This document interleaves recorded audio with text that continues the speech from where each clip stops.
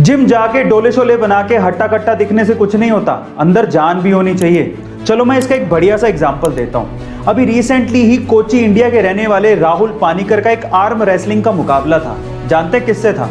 वो भी दुनिया के सबसे strong body builder Larry Wheels के साथ। शुरू में तो लैरी वील ने बहुत जोश दिखाया, लेकिन लास्ट में जाते जाते वो जोश खुश हो गया। राहुल जो कि लैरी के सामने काफी कमजोर दिख रहे थे, उन्होंने लैरी को आर्म रेसलिंग के मैच में हरा दिया।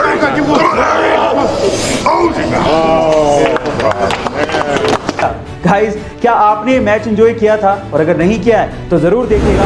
पिता की मौत के बाद एक बेटे ने अपनी मां को ओल्ड एज होम भेज दिया, लेकिन मां ने कोई शिकायत नहीं की। एक बार ओल्ड एज होम से बेटे को कॉल आता है कि आपकी मां की तबीयत बहुत ज्यादा खराब है, उनसे आखिरी बार मिल लीजिए। जब बेटा मां से मिलने पहुंचा तो उसने कहा कि बता मां, तेरी आखिरी इच्छा क्या है? तो मां ने कहा कि बेटा, इस ओल्ड एज होम में पंखे लगवा दे क्योंकि गर्मी बहुत पड़ती है। एक फ्रिज भी लगवा दे क्योंकि बहुत बार मुझे बिना खाना खाई सोना पड़ा था। तो बेटे ने मां से कहा कि तूने पूरी उम्र शिकायतें नहीं करी, लेकिन मरते हुए तू ऐसी शिकायतें क्यों कर रही है मां? तो मां ने क्या कहा पता है? मां ने कहा कि बेटा, मैंने तो गर्मी, भूख और दर्द बर्दाश्त कर लिया, लेकिन मुझे डर है कि जिस वक्त तेरे बच्चे तुझे यहां पर छोड़ के जाएंगे तो तू ये सब बर्दाश्त नहीं कर पाएगा। मां होती है, मरते दम तक वो अपने बच्चों के बारे में ही सोच रही होती है। तो क्या हमें हमारे माँ बाप के बारे में नहीं सोचना चाहिए? कमेंट सेक्शन में जरूर लिखिएगा। काम के बोझ के तले हम इतने ज्यादा दब जाते हैं कि कई बार हम लोग मुस्कुराना ही भूल जाते हैं। सो गाइस, दिल थाम के बैठिए क्योंकि आज ये एक छोटी सी पंजाबी कुड़ी आपको मुस्कुराने पर मजबूर कर देगी।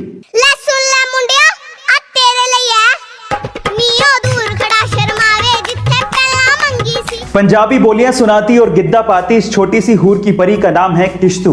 ये सिर्फ 6 साल की है और सोशल मीडिया पे ये छाई हुई है अपनी क्यूटनेस की वजह से, अपनी स्माइल की वजह से और अपनी पंजाबी लहजे में सुनाई गई बोलियों की वजह से। और स्वैग तो बखरा है ही।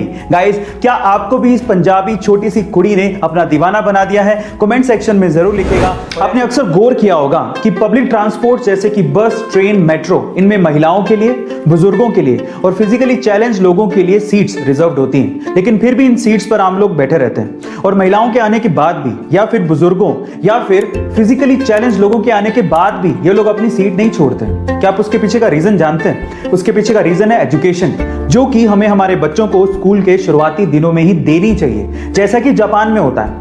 जापान में बच्चों को स्कूल के शुरुआती दिनों में ही सिखाया जाता है कि अगर आप किसी पब्लिक ट्रांसपोर्ट में जा रहे हो और अगर वहां पे कोई महिला या फिर बुजुर्ग या फिर फिजिकली चैलेंज्ड पर्सन या फिर कोई प्रेग्नेंट विमेन आ जाए तो तुरंत अपनी सीट को छोड़ें और उन्हें बैठने को जगह दें। गाइस, क्या आपको भी ये लगता है कि इंडिया में ऐसी एजुकेशन शुरुआती दिनों में ही बच्चों को देनी चाहिए? कमेंट सेक्शन में जरूर लिखिएगा।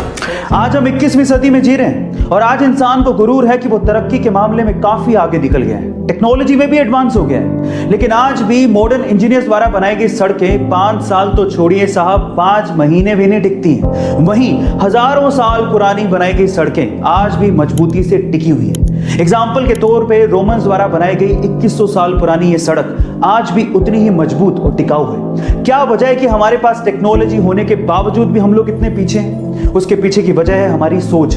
गाइस, आज जूते शोरूम में बिक रहे हैं लेकिन किताबें फुटपाथ पे बिक रही हैं। आज जूतों की कीमतें आसमान छू रही हैं लेकिन किताबें रद्दी के भाव बिक रही हैं। गाइस, क्या आपको नहीं लगता कि हम लोग सोशली एक ब्लाइंड और अंधी डायरेक्शन में जा रहे हैं? क्या आपको नहीं लगता कि हमें अपनी सोच फिर से बदलने की जरूरत है? कमेंट सेक्शन में जरूर लिखिएगा और ऐसे अमेजिंग वीडियोस के लिए शेयर, सब्सक्राइब एंड लाइक। मिलता है अगली वीडियो में।